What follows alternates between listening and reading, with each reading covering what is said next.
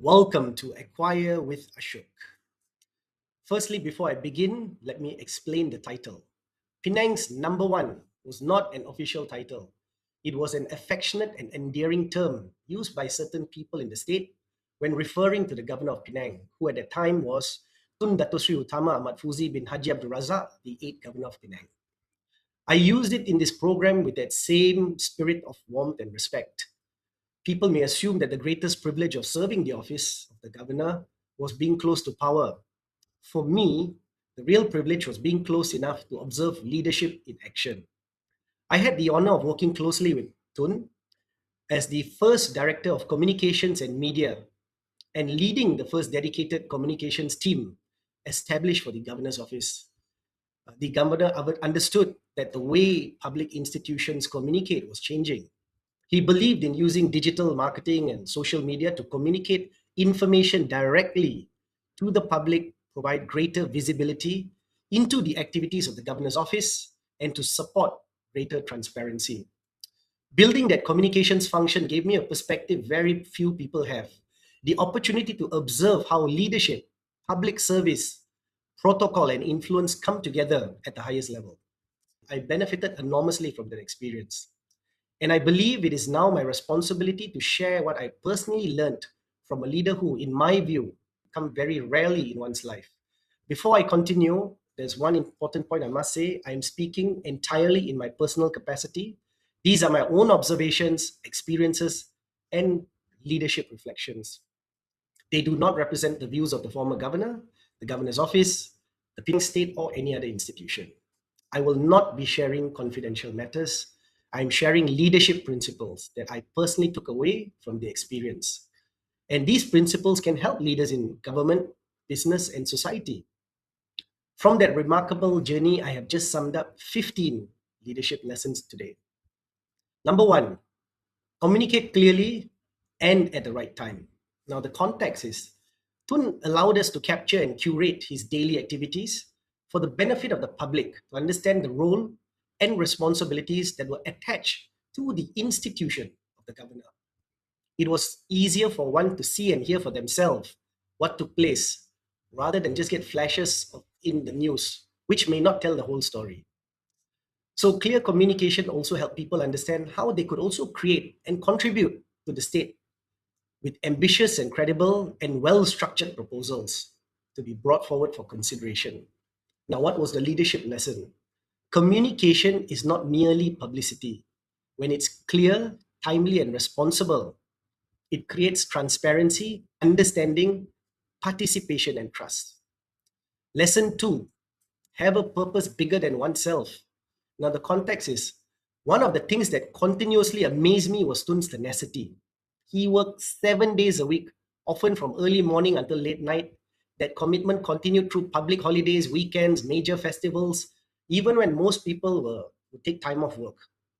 I often wondered where he found the energy. But as I got to know him better, I realized that it came from his attitude of service above self. That was probably shaped by his long career in the civil service and his personal determination to do what he believed was right. So that leadership lesson to me was tenacity does not come from ambition alone. It comes from meaning. When your purpose is greater than your own comfort, your own convenience or recognition, it gives you the drive to work harder and continue longer than others expect. Lesson number three, have ambitions large enough to unite people. Now, the context behind this, there was one extraordinary initiative set out to plant 1 million trees in a single day by Tun, and that achievement had never ever been done before. In fact, even 100,000 trees in a day had not been done before.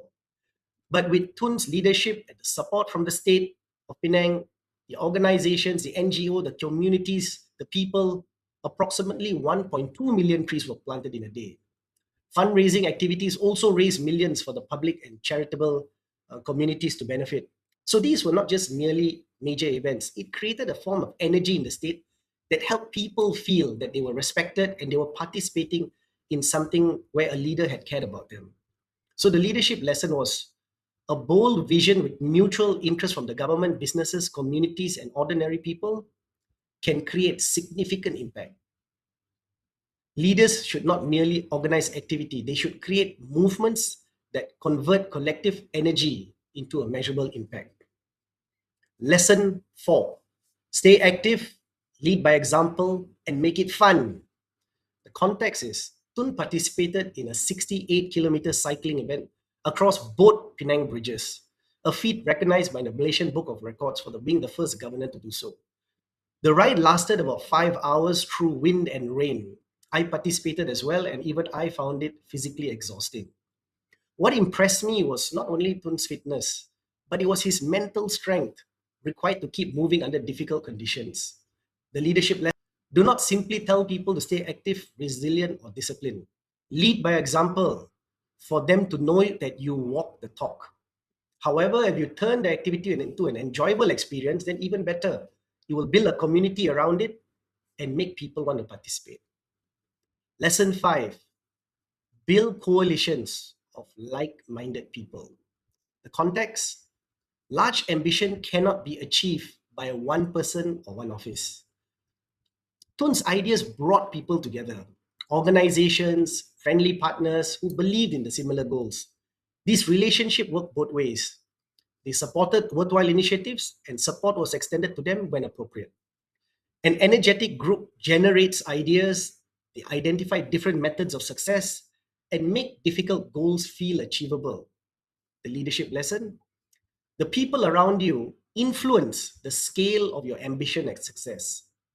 Energy is contagious. When you build a coalition of active, committed, capable people, then ideas multiply, resources expand, and greater goals are achieved without feeling the effort is totally yours. Leadership lesson 6. Communication is key with every walks of life. Now, the context is to engage with government leaders, officials, business people, NGOs, the police, armed forces, education bodies, religious leaders, and ordinary people in the public.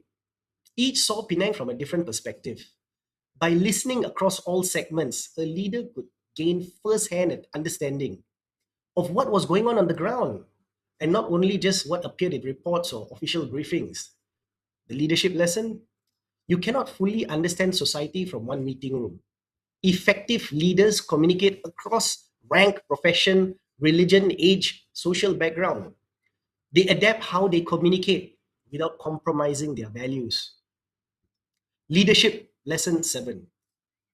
Measure people by their impact, not their titles.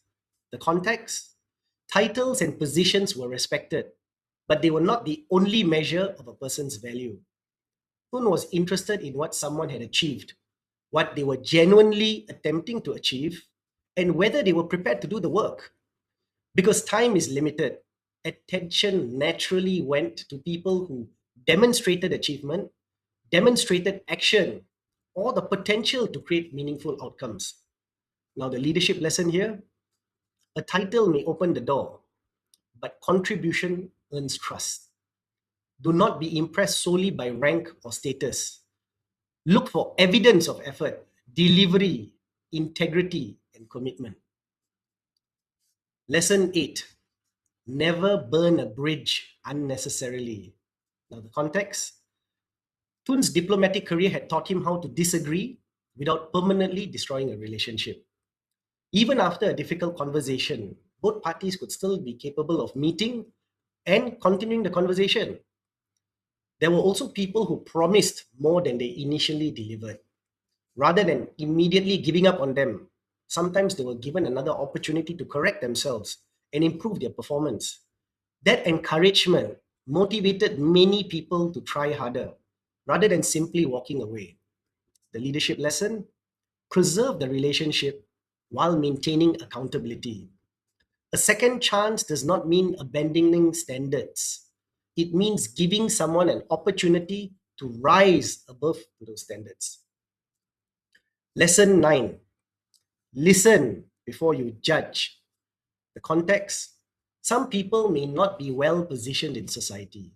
Others may have reputations that cause us to form conclusions before they even speak.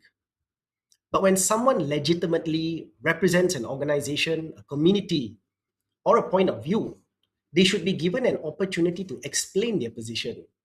Their proposal may still be rejected after the meeting, but the decision should be made after listening, not before.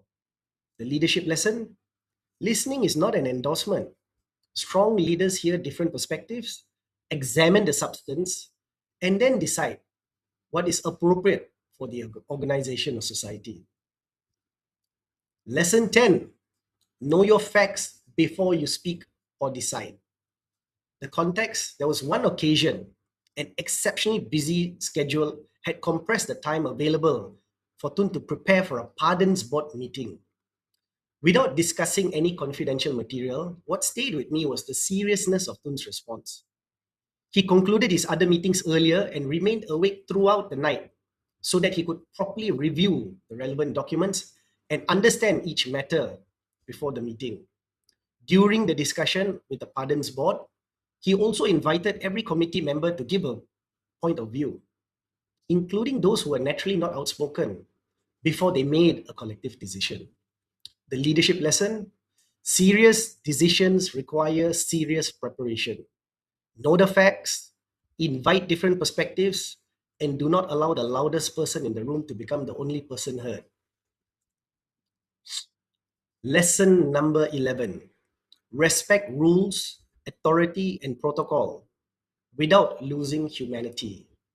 The context: Tun respected the authority and responsibility delegated to others. No matter how senior you are, you follow the proper process. If queuing is required, you queue. When someone has been given a responsibility, you allow them to exercise it. At the same time, he was conscious that official movements could affect the public. Where possible, he tried to reduce meetings that required travel during peak hours because the Penang roads were already congested. Leadership lesson: authority should not be used to make life unnecessarily difficult for the people you serve. Protocol requires order, but empathy ensures that the system remains human. Lesson 12: respect time. The context: Tun valued punctuality. Meetings should begin on time and, wherever possible, end on time. This was particularly important when dealing with international visitors, officials, and organizations accustomed to a precise schedule. If we were late, we would speed up. If we were early, we would slow down to be on time. The leadership lesson: punctuality is respect made visible. Your time may be valuable, but so is the other person's. Arriving late or allowing meetings to run too long communicates that their commitment matters less than yours. Lesson 13: attention to detail creates better execution. Now, the context: Tun's experience as Secretary General of the World Islamic Economic Forum, together with his involvement in major international events connected in the Ministry of Foreign Affairs, gave him an understanding of what it takes to deliver initiatives of a significant scale. Major events required coordination across departments and sometimes even countries. He would ask detailed questions, visualize the sequence of events, clarify responsibilities, and consider what might go wrong before it happened. Now, the leadership lesson: large ambitions succeed through disciplined execution. Ask the right questions, understand every moving part, prepare contingencies, ensure everyone knows what they're responsible of delivering. Lesson 14: review every experience and improve. The context was, after every important event, Tun did not only focus on what went well. The following morning, he would discuss the event with members of the team and ask what worked, what did not happen as planned, why did it happen, what had we failed to anticipate, what should be done differently the next time.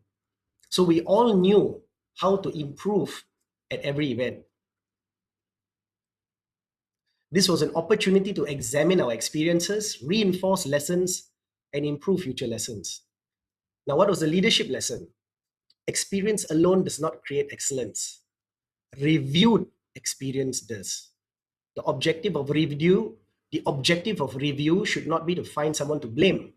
It should be to strengthen your people, your process, and your system that's responsible for future performance. Now, our final lesson that I took for this short video is stay grounded and keep learning every day. The context was Tun remembered his old friends, including those who knew him long before he occupied the high office. Those relationships were important because positions are temporary. The people who knew us before the title often help us remember who we really are. He also continued learning through meetings, reading, questions, experiences, and discussion. Talking through what had happened helped reinforce the learning and it made it easier for future situations. The leadership lesson: never allow a position to separate you from your beginnings. Titles eventually change. What lasts is the way you treated people, what they learned from you, and the positive impact you left behind. These are some of the leadership lessons that I personally took away from my time serving in the governor's office, and I wanted to share it with you so that maybe you could benefit too. But what I've shared in this video only represents the headlines. Behind every lesson is a deeper story, a practical leadership framework for an organization or a leader to improve the way they communicate, make decisions, mobilize their people, and deliver results. Today, I apply this insight in my work as a coach and as a strategic advisor to companies, institutions, and leadership teams. Through learning from Penang's number one, these lessons can be delivered as an executive workshop customized for your organization. This is about understanding proven leadership principles and applying them to the challenges you face in your own organization. You're welcome to contact me to learn more, and we can discuss in more depth. The greatest privilege of my journey was not the position I held or the people I met. It's what I learned that I will remember for life. Because power may open a door, position may give you authority, but the purpose determines how you use it. I'm Dato Dr. Ashok Rudy Ratnanesan, and this is my learnings from Penang's number one. Thank you for watching.